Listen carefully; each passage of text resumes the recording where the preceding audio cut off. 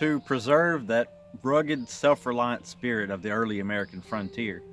That's what our goal is here at Fortner's Frontier Leather.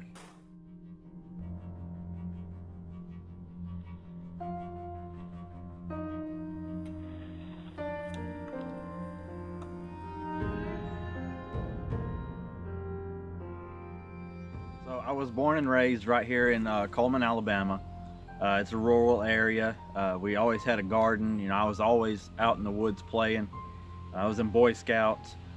My mom used to joke and say there was really nothing she could ground me from if I did anything wrong, because she wasn't going to stop me from going outside.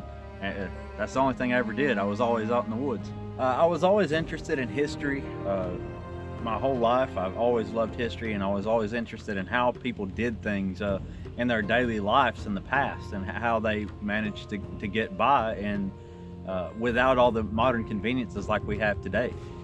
In 2005, I graduated high school, and I had been in a delayed entry program to go into the Marine Corps for the past year before that.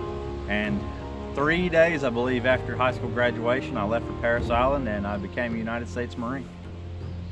I ended up in 3rd Battalion, 8th Marines, and we deployed to Ramadi, Iraq in 2006.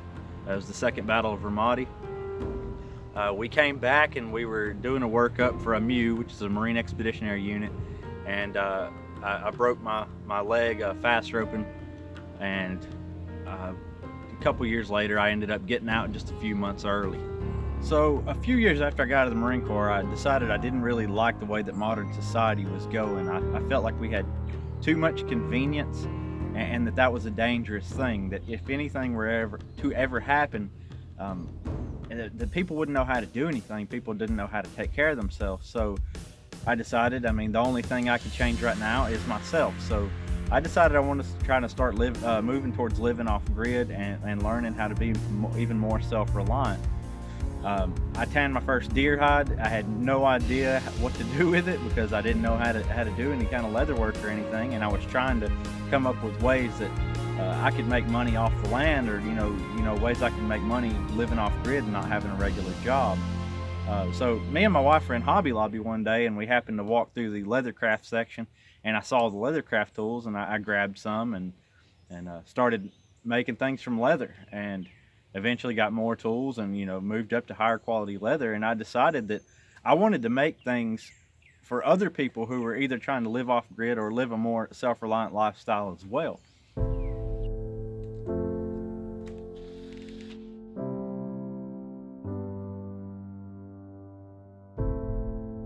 We really want to promote self-reliance here. That's the whole goal of this.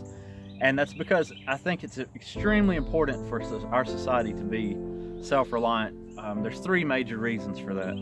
One is freedom. I don't believe a society can remain free for a very long time if that society cannot be self-reliant and provide for itself, and not have to run to its government to provide everything for it, because that will come with consequences. And you also can't be self-reliant without freedom. So you can't have freedom without self-reliance, and you can't have self-reliance without freedom. Second is to be prepared for hard times. At any time, anything bad could happen. Right now with this coronavirus deal going on, it's a perfect example of what I've been trying to say, is that we never know when there's a crisis coming. People didn't expect the Great Depression to happen. All the bad things that have happened in society, when people weren't prepared, they didn't expect those things. So we need to be self-reliant and prepared ahead of time. 3 is to not be a burden on others. If we're self-reliant in every way we possibly can be, as much as we possibly can be, then we don't have to rely on others to care for us. And nobody wants to be a burden to their family or their friends.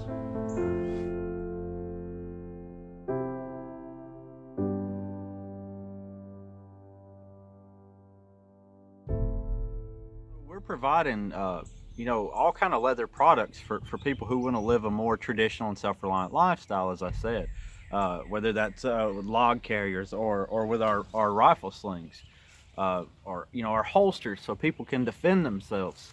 And there's people all over the world right now who have our products, and those products are helping them live a more self-reliant life in some small way. Yeah, I'm not afraid to make political comments when it applies and when I think it's relevant. If our government does something that I do feel is limits the people's ability to be self-reliant and to be free, then yes, I will have something to say about that, because that's what our business is about, is making sure the American people are self-reliant as they possibly can be, so that they can remain free. So when I feel strongly about an issue, I will produce content about it and how it affects our freedom and self-reliance. Yeah, so over the past couple months, I've been, planning and producing more self-reliance content for the YouTube channel and for Facebook, because not only do I want to provide products for people to live a more self-reliant and traditional lifestyle, but also want to provide instructions and information and education on how to do certain things and how we need to get things done.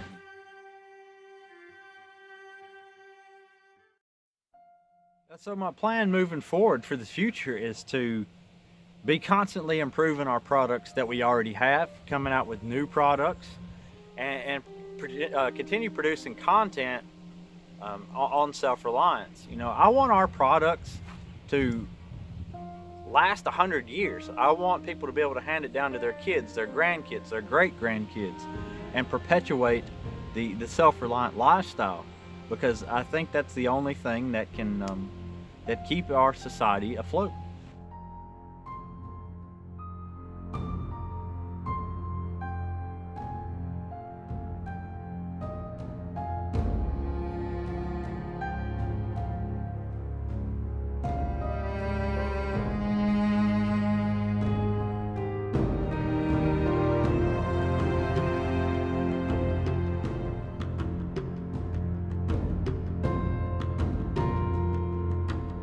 Our customers have been really awesome. I couldn't have asked for a better customer base. When I first started selling online, I was thinking, I'd get a lot of customers that were, very rude and impatient, and that hasn't been the case at all. It's been very rare. Most of our customers are extremely patient because they want quality. I think they understand what we're trying to do, and they're in the same mindset of us. I believe that that we need to slow things down and kind of get back to the basics. And if it wasn't for our customers, we couldn't be doing this. And I can't tell you how much I appreciate them. And if I could tell them one thing, that's what it would be. It's like, thank you so much for your support. Thank you for helping me help you.